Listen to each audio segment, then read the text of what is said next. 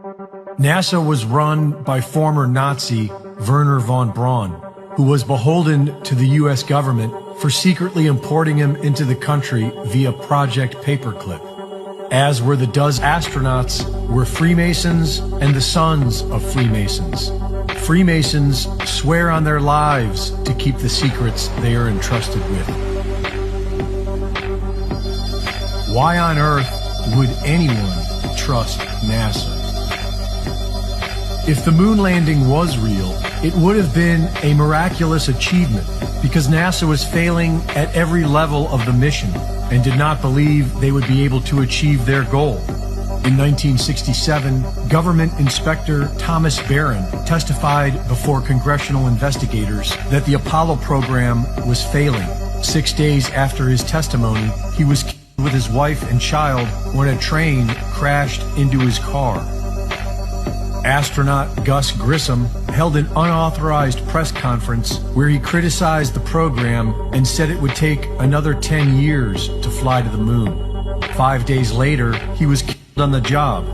Gus Grissom's last words were, "How are we going to get to the moon if we can't talk between 2 or 3 buildings?" Hey, how are we going to get to the moon if we can't talk between 3 buildings? I can't hear a thing you're saying. Jesus Christ. But how are we going to get to the moon if we can't talk between 2 or 3 buildings? Moments later, the Apollo 1 command module caught fire. Astronauts Grissom, White, and Chaffee. Several key members of the Apollo mission resigned just months before the mission.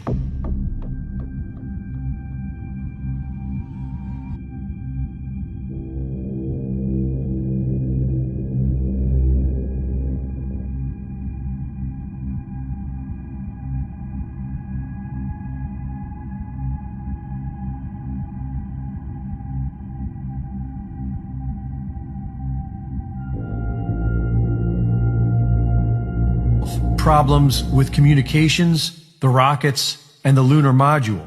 But one of their biggest obstacles was deadly radiation. In order to reach the moon, one has to pass through what is known as the Van Allen radiation belt.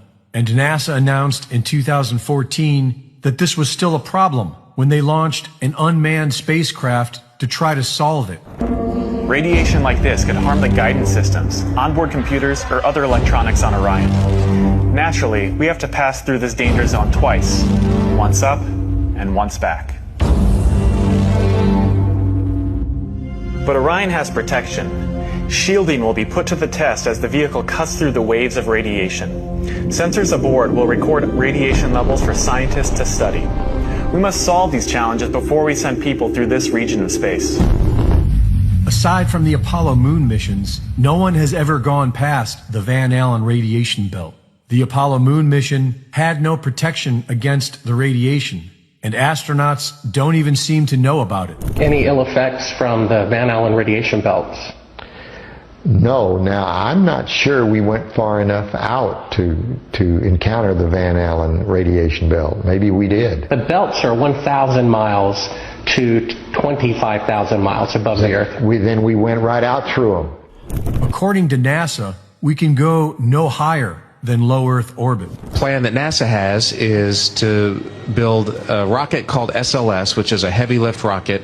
It's something that is much bigger than what we have today, and it will be able to launch the Orion capsule with humans on board, as well as landers or other components to destinations beyond Earth orbit. Right now, we only can fly in Earth orbit. That's the farthest that we can go. And this new system that we're building is going to allow us to go beyond and hopefully take humans into the solar system to explore. So the moon, Mars, asteroids, there's a lot of destinations that we could go to.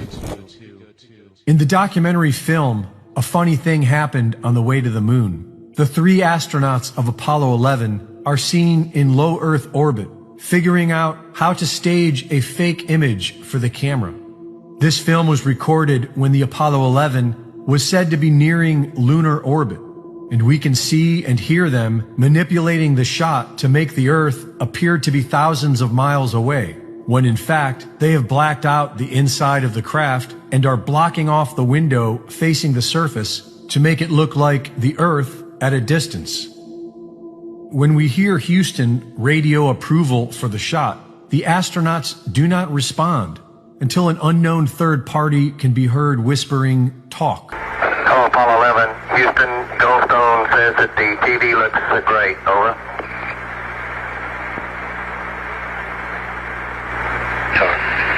Okay, Roger. The astronauts are told they are being pre-recorded and edited for a subsequent live broadcast. Buzz Aldrin explains how they shut out the sun to achieve the illusion of the one window being the Earth in the black of space. And with direction from Houston, they get it to look right for the camera.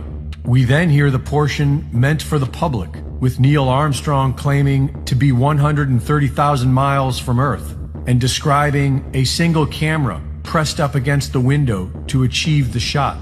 But in the unedited footage, we see objects passing between the camera and the window. We see a work light in the dark. And finally, when they are done with their hoax, the final few frames reveal the truth. Protecting humans in this radiation wasn't the only problem. The high-end Hasselblad camera had no protection against radiation, and there is no explanation as to how it was able to take photographs in negative 200-degree weather with a constant bombardment of cosmic radiation.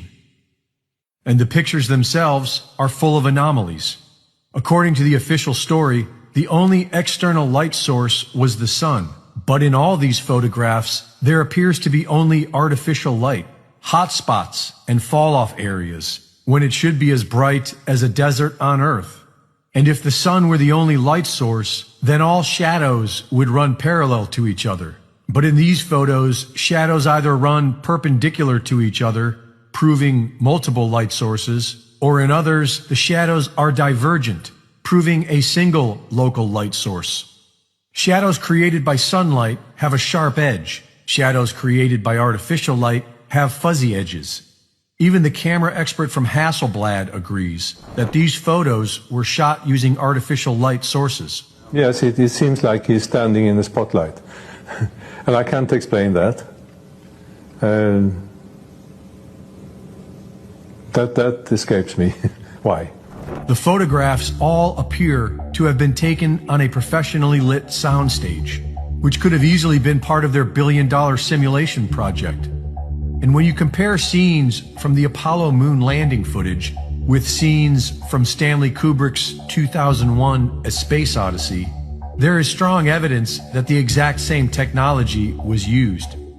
In the late 60s, a state-of-the-art front projection system developed by Scotchlight allowed Kubrick to simulate expansive backgrounds by projecting them onto a large screen made with small glass beads. The giveaway for this cinematic trickery is that the foreground must always hide the bottom of the Scotchlight projection screen in the background. In order to do this, the bottom of each set needs to have a complete horizon line between the set in the foreground and the screen in the background. And we can see this signature in all the Apollo images. We can also see light refraction off the glass beads in the Scotchlight screen. The lunar module appears to be cheaply constructed with tinfoil and Scotch tape, and the 10,000-pound thrust rocket on this flimsy craft didn't even leave a mark in the ground beneath it. There is no moisture or discernible atmosphere on the moon, and yet we can see mud and dust being flung into the air. In an original recording between Houston and astronauts on the moon, a reply is heard instantly, which would not be possible from that distance. Roger, Jim, copy. And are you progressing towards Dune Crater now? Yep. The same recording was then edited for a public broadcast, and 4 seconds were added. Roger, Jim, copy. And are you progressing towards Dune Crater now?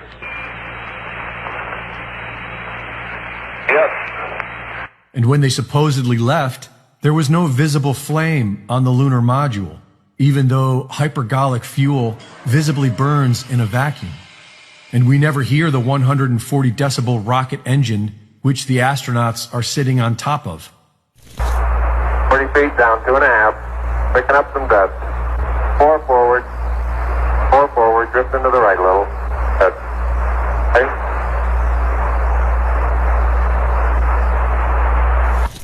During takeoff, when it would have been burning at its loudest, an astronaut plays a musical recording, accentuating how quiet it is inside the craft. 99 Pro.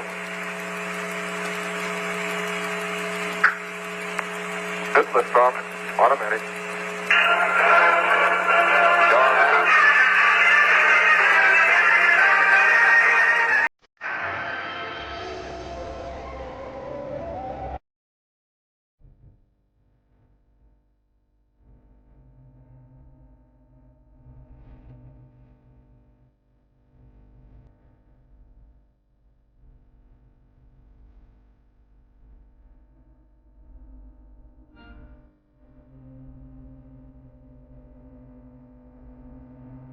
We've been unable to track it down. I mean, we don't know where this telemetry data ended up, and we don't know what path it may have taken. So, unfortunately, I'm afraid I can't really give you much of a clue as to where this data ended up. The fakery continues today.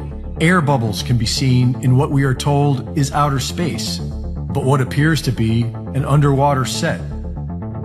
We must always question everything. Thank you for watching.